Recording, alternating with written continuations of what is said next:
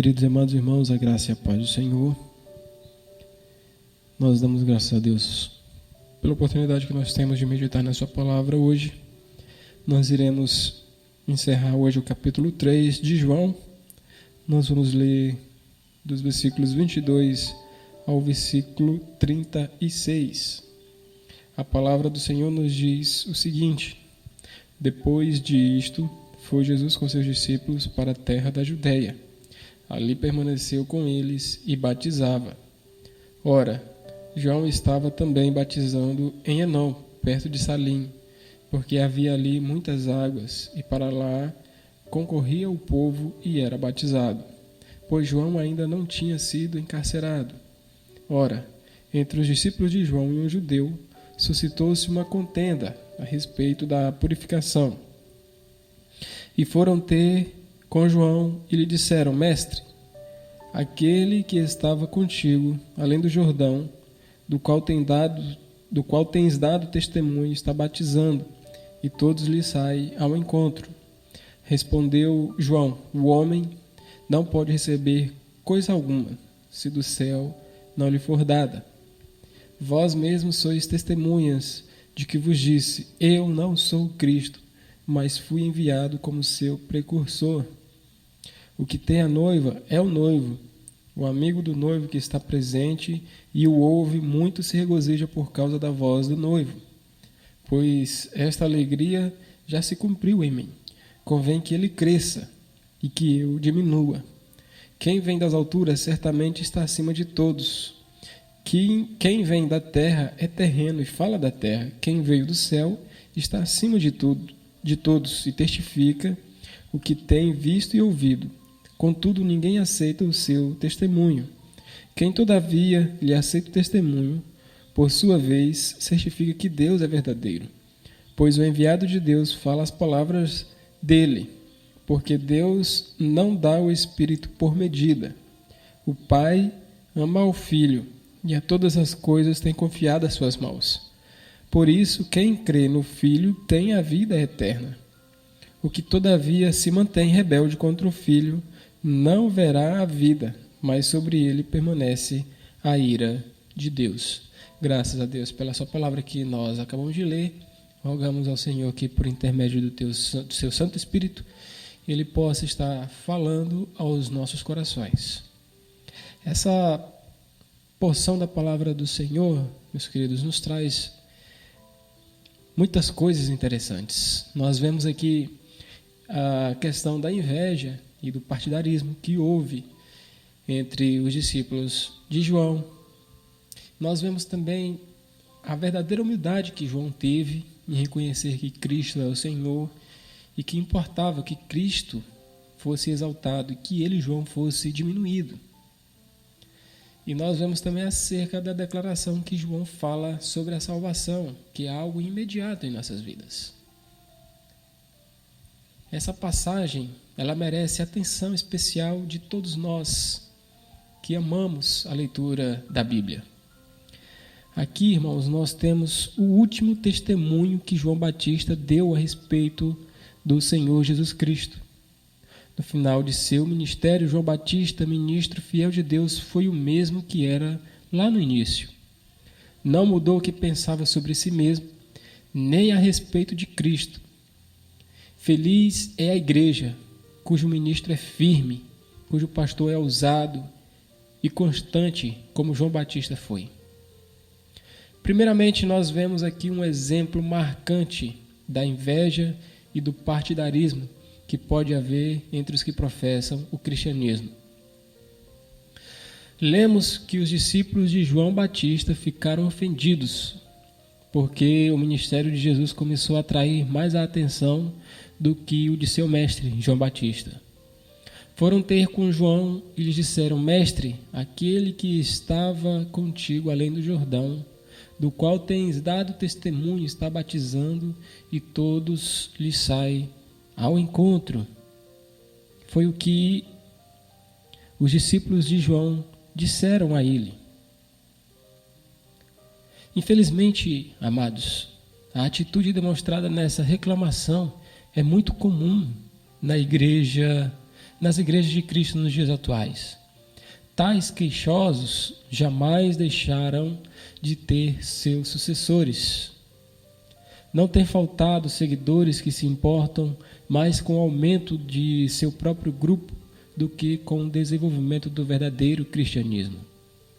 As pessoas que são mais preocupadas com quantidade do que com a qualidade. Pessoas assim não conseguem regozijar-se com o crescimento da igreja, a não ser que isso ocorra em seu próprio grupo. Muitos não conseguem ver boas coisas sendo realizadas, a não ser em suas próprias congregações. Tais homens parecem dispostos a deixar outros fora do céu se não procurarem entrar por sua denominação. O crente verdadeiro deve orar e guardar-se dessa atitude manifestada pelos discípulos de João. Trata-se de uma atitude insidiosa, contagiosa e prejudicial à causa do Evangelho. Nenhuma outra coisa, mais do que a inveja e o partidarismo entre os crentes, causa tanta desonra ao cristianismo e leva os inimigos da verdade a blasfemar. Estando presente a verdadeira graça divina, devemos estar prontos e dispostos a reconhecê-la, mesmo que isso ocorra fora de nosso campo de trabalho. Meus irmãos, esforcemo-nos em dizer, como o apóstolo Paulo disse, lá em Filipenses capítulo 1, versículo 18. Ele diz o seguinte: todavia, que importa? Uma vez que Cristo, de qualquer modo, está sendo pregado, quer por pretexto, quer por verdade, também com isso me regozijo. Sim, sempre me regozijarei. Se o bem está sendo praticado, devemos ser gratos, mesmo que não esteja sendo feito da maneira que pensamos ser a melhor. Se almas estão sendo salvas, devemos nos alegrar, qualquer que seja o meio que Deus considere apropriado utilizar. Nesses versículos, também vemos em segundo ponto um esplêndido modelo de verdadeira e piedosa humildade. Notamos na vida de João Batista uma atitude bastante diferente daquela demonstrada por seus discípulos. Ele inicia sua argumentação apresentando o grande princípio de que a aceitação diante dos homens é um dom de Deus. Portanto, não devemos presumir que acharemos falta em outros quando forem mais aceitos do que nós. O homem não pode receber coisa alguma se do céu não lhe for dada. Prosseguindo, relembra seus seguidores de ter declarado anteriormente que alguém maior que ele mesmo estava para vir. Ele diz: vós mesmos sois testemunhas de que vos disse, eu não sou Cristo. Esclarece que seu ofício em relação a Cristo é o ofício do amigo do noivo em relação a este. Finalmente, com solenidade, afirmou que Cristo haveria de crescer mais e mais e que ele próprio se tornaria cada vez menos importante. Assim como o brilho da estrela é ofuscada pelo sol nascente, gradualmente ele desapareceria. Uma atitude semelhante à de João Batista é o mais elevado nível de graça que o homem mortal pode obter. Aos olhos de Deus, o homem mais santo é aquele que mais se reveste de humildade.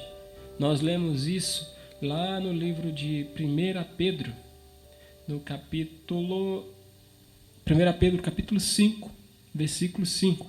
Ele vai dizer o seguinte: rogo igualmente aos jovens, sede submissos aos que são mais velhos, outros sim, no trato de uns com os outros, cingivos de toda a humildade, porque Deus resiste aos soberbos,